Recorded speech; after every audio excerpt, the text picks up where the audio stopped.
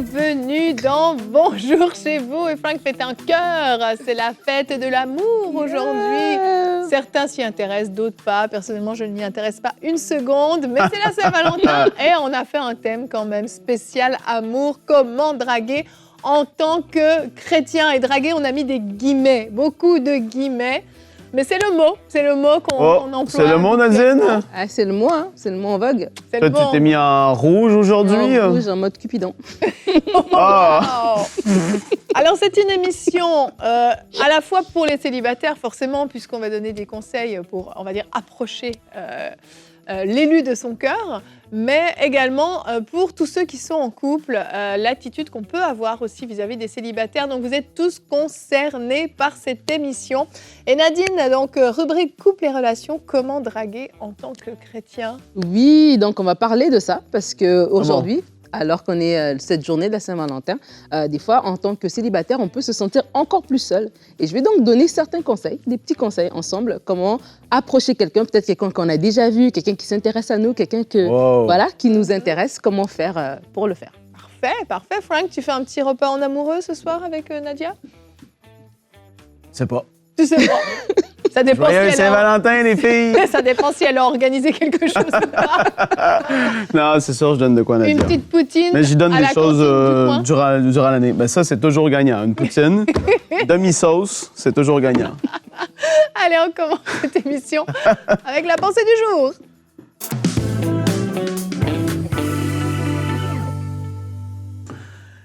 L'attente peut être longue, mais les filles, s'il y a bien une chose que je peux dire par rapport à cette attente, c'est que Dieu veut qu'on se prépare à la rencontre de notre futur conjoint.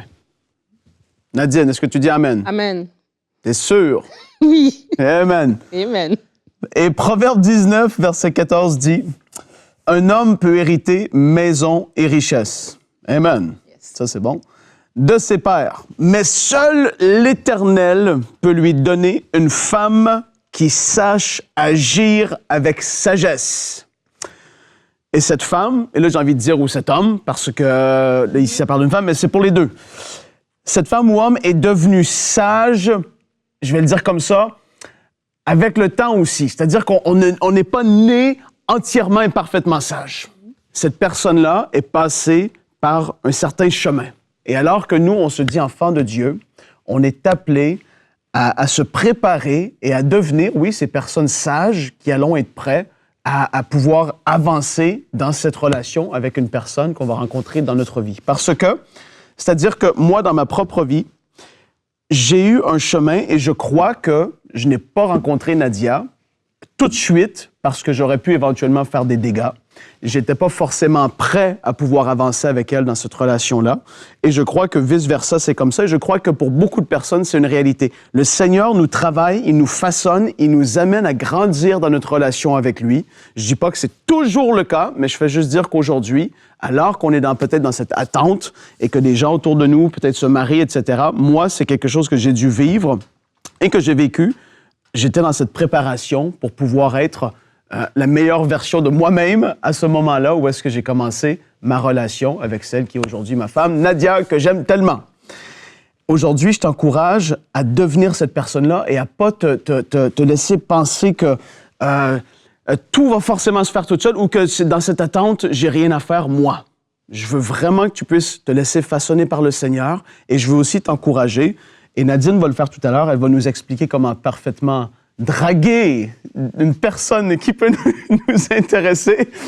Je veux vous encourager à commencer à être actif ou active dans cette recherche d'une personne et à ne pas être timide, à se dire « Seigneur, j'ai grandi avec toi, j'ai grandi dans tes voies, je suis quelqu'un qui te craint et je vais commencer à ne pas être passif, je vais commencer aussi à agir et à être actif. Je veux que quelqu'un sorte un peu de sa coquille, quelqu'un qui est très renfermé, ça fait des années peut-être que tu attends ou que tu attendais. Et là, aujourd'hui, c'est le temps de pouvoir aussi aller à un autre niveau, à se dire, Seigneur, je vais commencer à avancer dans cette recherche à un autre niveau. Je vais commencer à être plus intentionnel dans comment je vais agir vis-à-vis d'une personne ou d'une autre qui pourrait éventuellement m'intéresser. Et aujourd'hui, que le Seigneur t'aide dans ce que tu vis et dans ce qu'il fait à travers toi et dans ta vie, parce que, sache-le, oui, la parole le dit, Seul l'Éternel peut lui donner une femme qui sache agir avec sagesse, mais cette sagesse-là, ben, elle vient aussi alors qu'on se rapproche du Seigneur, il nous fait maturer, etc. Et lorsqu'on rencontre cette personne, on est prêt. Amen. Amen. Effectivement, on se prépare en tant que célibataire, on est dans une phase de préparation. Et puis, nous qui sommes mariés, on connaît des célibataires. Et des fois, en tant que personne en couple, mariée ou fiancée sur le point de se marier, on peut regarder les célibataires et puis justement ne pas se dire qu'il y a un processus aussi qui doit se faire, mais tout de suite venir coller une étiquette en fait sur cette personne. Dire, de toute façon, lui avec son caractère, il se mariera jamais. C'est impossible. Oh puis elle, ça fait tellement longtemps qu'elle est célibataire. Ouh là là, elle n'arrivera pas à se mettre en couple, elle supportera pas d'être avec quelqu'un, ça marchera jamais. En fait, des fois, on se rend pas compte à quel point on peut coller des étiquettes, poser des jugements, et sans se souvenir que nous aussi, on a été célibataires et que nous aussi, on avait des défauts quand on s'est fiancé, quand on s'est marié, et que en fait, c'est au fur et à mesure qu'on change. En fait, c'est un processus qui est constant.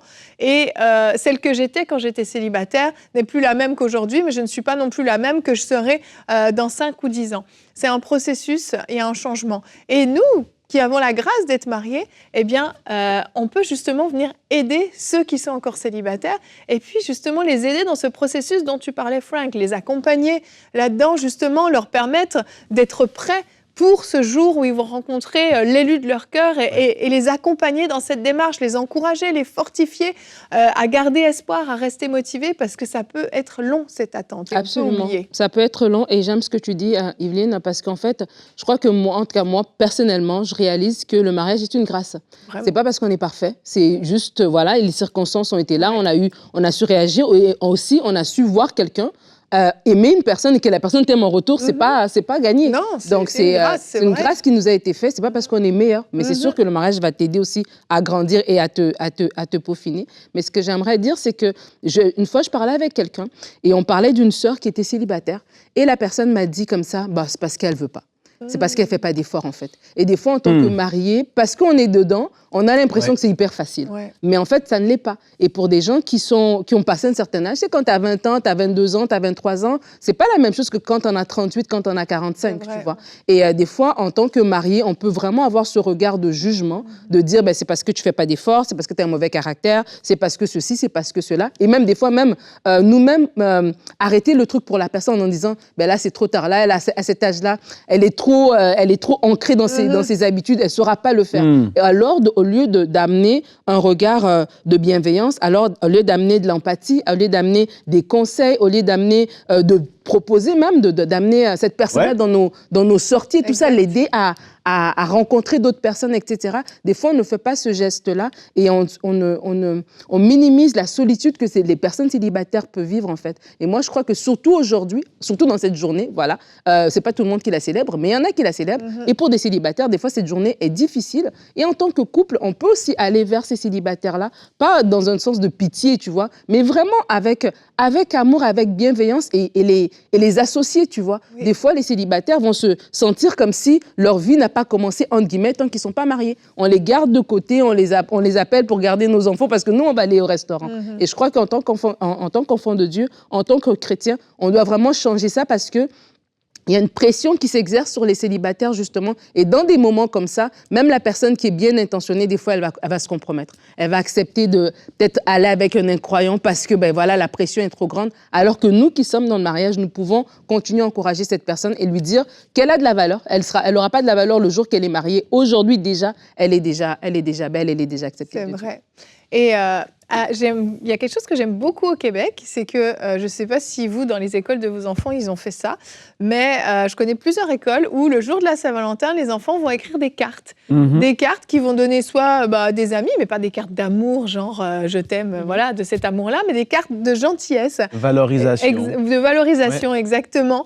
Et je trouve ça vraiment génial, en fait. Et je me dis, nous qui sommes mariés, on pourrait aussi offrir des cartes alors si on est une sœur, offrir une carte à une sœur, une carte justement qui va la valoriser, que ce jour-là, elle reçoive quelque chose qui donne ses qualités, qui lui rappelle combien elle est précieuse, combien elle est aimée, combien elle a de la valeur. Et idem, pourquoi pas des hommes qui offriraient des cartes aux hommes, c'est un peu plus bizarre, mais pourquoi pas? Si vous êtes inspirés, faites ce que vous voulez.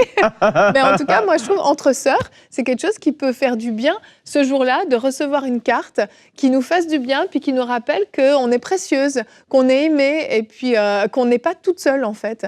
Juste des fois, des petites marques intentionnelles comme ça vont faire la différence dans des moments qui sont un peu plus difficiles, où on est un petit peu découragé. Quelqu'un, une sœur qui vient et qui t'encourage et qui te dit « Tu sais, je prie souvent pour toi, je prie vraiment pour ton mariage, pour autant que vous soyez proches. Hein, parce que des fois aussi, parenthèse, ouais, c'est ça. mais des fois, on n'est pas proche du tout de la personne et on vient se mêler totalement de ses affaires. « Oh oui, tu sais, faudrait que tu te maries, ou tu sais, j'ai vu ci, j'ai vu ça. Bon, je parle de personnes qui sont proches, important. Ouais.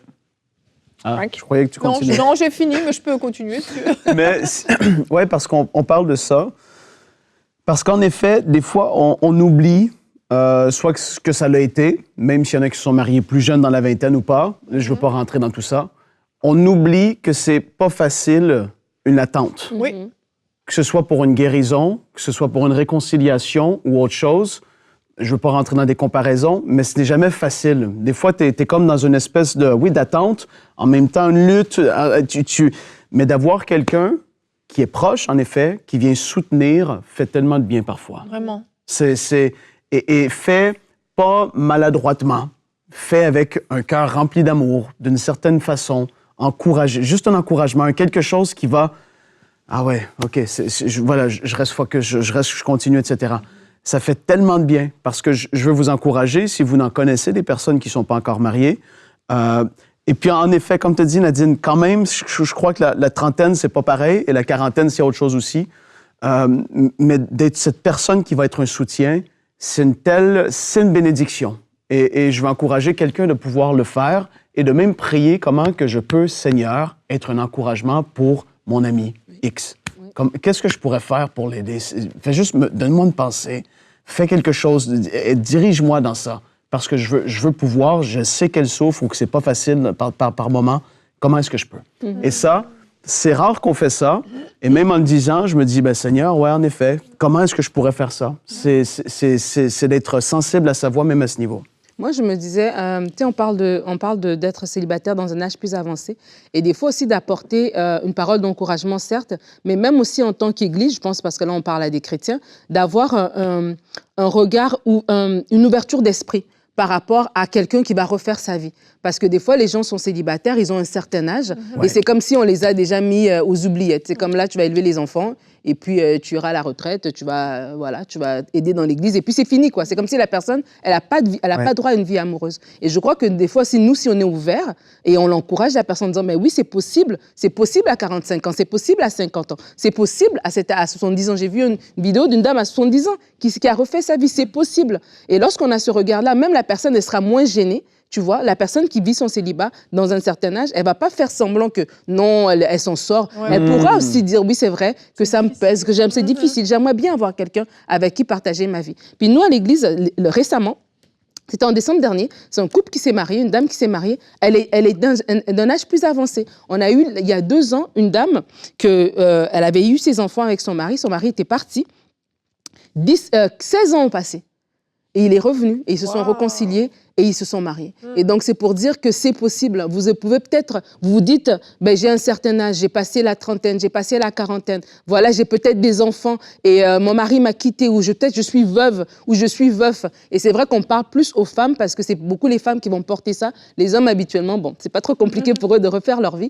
Mais vraiment, en tant que femme, j'aimerais vous encourager, vous dire que vous n'êtes pas en solde, vous n'êtes pas oublié de Dieu, et que même si vous avez un certain âge, vous restez une femme, et ce besoin d'être accompagnée, ce besoin de partager votre vie avec quelqu'un est tout à fait légitime et le Seigneur va vous rencontrer. Et alors, si vous vivez une solitude et que cette solitude vous pèse, soyez aussi honnête et parlez à quelqu'un de confiance. Comme tu as dit, Yveline, on ne dit pas ça à tout le monde. On ne va pas se mêler des affaires des gens qui ne nous regardent pas. Mais si vous avez quelqu'un de confiance autour de vous, c'est le moment de lui parler et de partager ce fardeau à la personne. Tout à fait. Et Nadine, on arrive au moment que tout le monde attend, parce que si vous avez choisi de regarder cette émission, c'est que le titre vous intéresse. Nadine, rubrique c'est la Couple et partie. relations, comment draguer en tant que chrétien.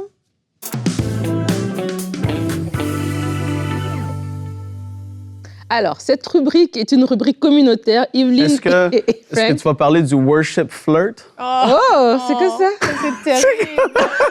Tu sais, dans l'église, tu es en train d'adorer, tu lèves la main et l'autre, il lève la main. Et vous vous commencez touchez? à vous toucher. Ah, yuck. Non, on fait pas ça. On fait pas ça. Bref, Nadine, Du coup, c'est plus de rubrique communautaire. Je t'enlève de ma t'as été virée, Frank. Vous l'avez mal expliqué.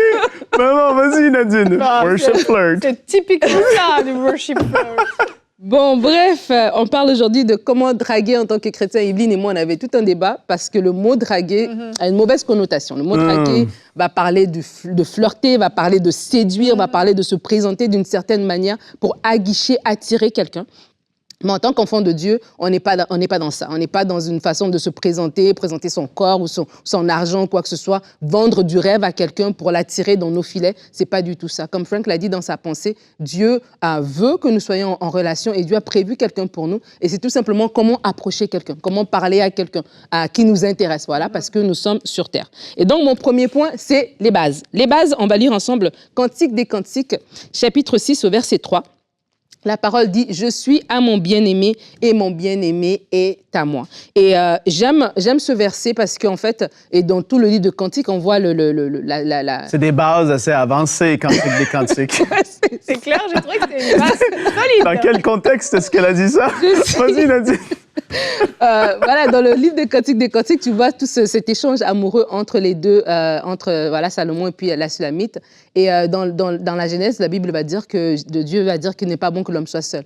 Et en fait, l'idée, c'est que c'est beau l'amour, en fait.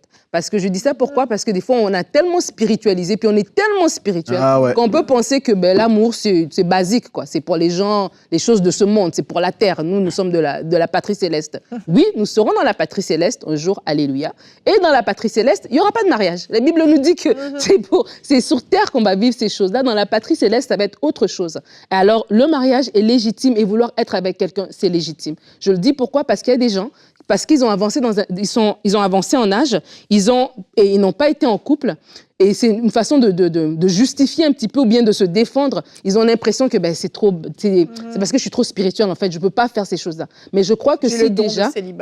Voilà, je crois que si déjà vous admettez que c'est légitime et que c'est correct et que c'est beau d'être en couple, c'est déjà la première des choses. Donc, ça veut dire que lorsqu'on admet ça, on comprend qu'on a été créé pour être en relation avec les autres. On comprend que ce n'est pas non spirituel de vouloir se marier. Ça va nous permettre, à ce moment-là, de draguer, d'approcher les autres, tu vois, parce que ce sera normal. Ce sera normal dans l'église qu'il y a des célibataires qui sont là, au bout de 5 ans, il est temps qu'il y ait des choses qui se passent là. Ce serait normal que les gens se marient, c'est normal que les jeunes arrivent dans l'église, au bout de 5-10 ans, voilà, ils ont fini leurs études, ils avancent dans la vie. C'est normal que des couples se forment et on veut, en tant qu'église, encourager et encadrer ces personnes pour qu'ils marchent bien et qu'ils arrivent au mariage bien et qu'ils puissent être heureux et fonder une famille. La terre. Nadine, on est d'accord. Nadine, là, allez, passe à l'action, là. C'est OK, on pue, on sent bon, on se parfume, on met du linge stylé, on fait quoi, là, Nadine? Point numéro 2, l'approche. Alors, voilà, à l'attaque. Là, on va dans le crunch. Faut se brosser les dents. Faut se brosser les dents. C'est fou, mais c'est vrai, faut bien sentir. Donc, en fait, quand on approche quelqu'un, moi, je dirais, j'ai entendu parler, je ne sais pas si c'est vrai, mais il y a des gens, il y a des garçons peut-être qui approchent des filles en mode avec un verset. En mode, voilà, le Seigneur m'a parlé, j'ai vu que c'était toi avec qui je dois faire ma vie. Oh, je peux te dire, c'est vrai, il y a plein de gens qui Il y a plein de gens qui le font. Je crois que Dieu peut nous parler, mais je crois que Dieu doit aussi parler à l'autre personne. Et ce serait un peu maladroit que d'évancer le Seigneur en parlant à l'autre, en lui disant, voilà, Dieu m'a parlé. Le mariage aussi, oui, c'est une alliance spirituelle, mais c'est aussi la vie de tous les jours.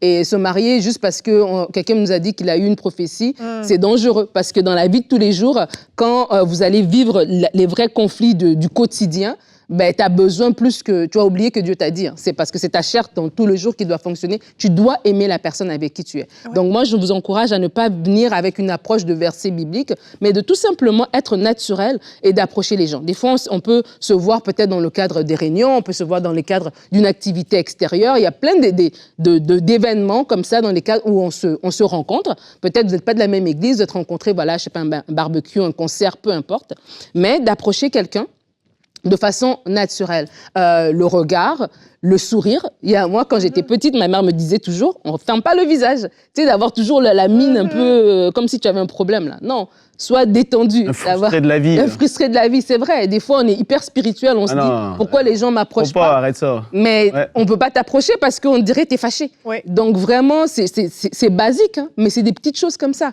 D'être détendu, d'être souriante, d'être souriant, et puis voilà, de parler tout à fait naturellement. Et puis après, ça nous amène à l'importance de l'amitié. Parce que dans le monde, lorsqu'on parle de draguer, on parle de séduire, donc on parle d'être mystérieux, on parle d'aguicher, tu vois un peu, alors qu'on est des enfants de Dieu, on y va avec un cœur qui est pur, un cœur qui est ouvert. Donc l'importance de l'amitié, parce que dans les films d'Hollywood, on voit pas qu'ils sont amis pendant 5 ans, on voit pas qu'ils sont amis pendant 3 ans, on voit qu'ils se sont rencontrés dans un bar et puis le lendemain, voilà, à 1h30 après, ils sont mariés. Mais dans la vraie vie, c'est pas comme ça. Et l'importance de l'amitié va mettre des fondements. Je connais un couple.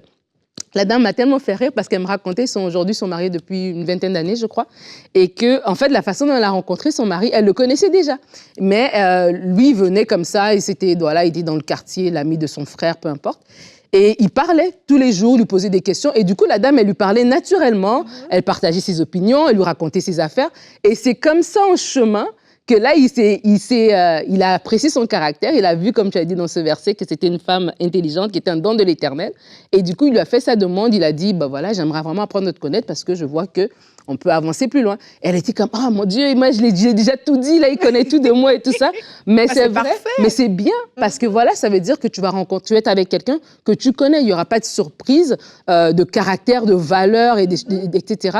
Oui, vous allez grandir et vous allez vous connaître davantage, mais au moins, cette base-là sera importante. Donc, c'est vraiment important, l'amitié. Je ne dis pas que le coup de foudre, c'est pas bon. Je ne dis pas que l'attirance n'est pas bonne.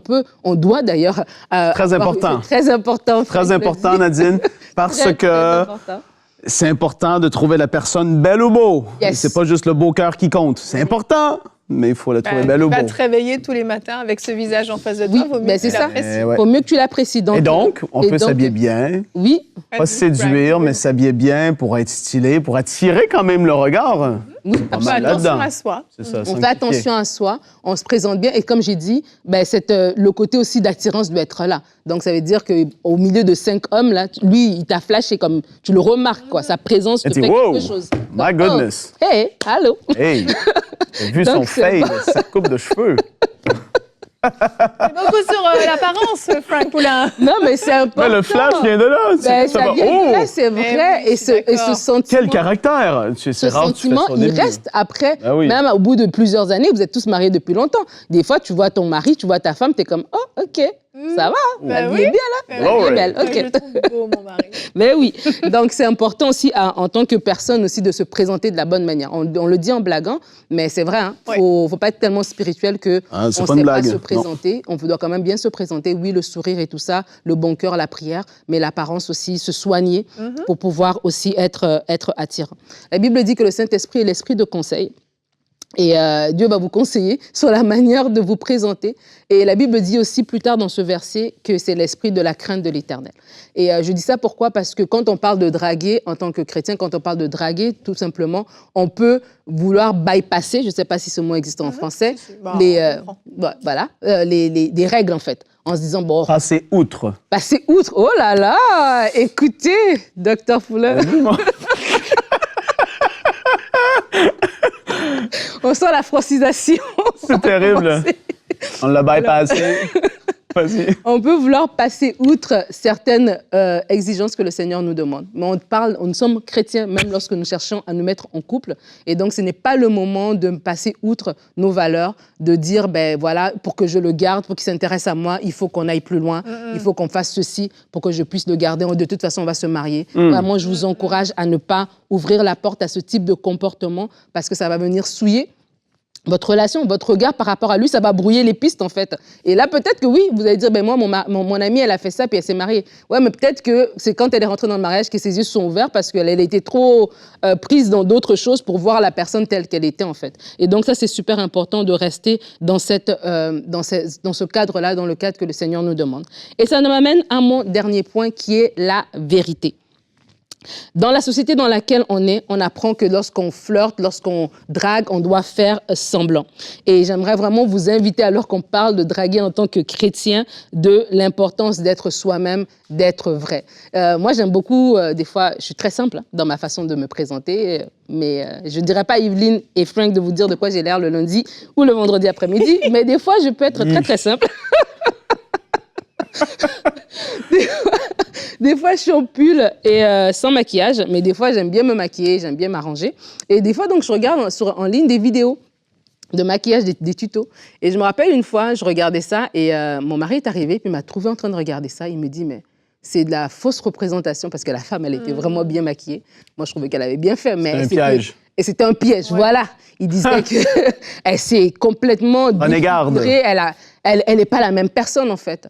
Et c'est vrai que lorsqu'on parle de le draguer dans le monde, c'est ça, c'est que tu t'es maquillée d'une façon, mais tellement qu'on ne sait même plus te reconnaître. Et en tant qu'enfant de Dieu aussi, faisons attention, soit aussi à certains moments où tu peux te présenter tel que tu es. Et on te voit tel que tu es. On sait te reconnaître. C'est pas le jour où tu t'es pas maquillée, on sait pas qui, on sait pas est-ce que c'est elle, c'est sa soeur, c'est ta cousine, est-ce que c'est elle.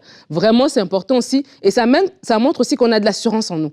Je sais que c'est pas juste mon physique qui est beau, mon cœur, ma personnalité aussi est belle. Donc du coup, je peux aussi me présenter de façon plus simple pour que la personne me connaisse. Et l'autre aussi, il ne vient pas vers moi. Monsieur ne vient pas comme genre, ne fais pas semblant d'être hyper riche, sois normal. Si tu es en transport, dis que tu es en transport pour que l'autre personne te connaisse réellement. Et c'est ce moment-là que votre échange va être vrai et Dieu va vous accompagner. Vous allez pouvoir voir les vraies choses et vous apprécier réellement. Pour terminer cette rubrique, je le redis, c'est le cœur de Dieu pour que nous soyons en couple. Si vous avez autour de vous des gens qui sont en couple et qui sont solides, je vous encourage à vous tourner vers eux. Et en tant que personne, si tu es célibataire depuis longtemps, à tes yeux, hein, donc je ne donne pas un âge, il y a des gens qui ont 22 ans et que pour eux, le célibat, c'est lourd. Si tu te sens que tu es prête à te marier et que tu ne le vois pas, va vers quelqu'un et demande sincèrement, qu'est-ce que toi tu me dirais? Qu'est-ce que tu penses que je peux améliorer, changer, etc. Bon. Et tout ça. Ouais. Et si on est ouvert à une rétroaction qui est bonne, qui vient d'un cœur sain, de quelqu'un qui nous aime vraiment, qui ne va pas nous casser, ça va aussi nous aider à pouvoir faire les choses de la bonne manière. Merci Nadine. Donc, après le worship flirt, les mains sont touchées un peu, Evelyne. C'est terrible, c'est... Nadine, est-ce qu'il y a juste une personne pour nous ou est-ce qu'on peut choisir? On peut choisir.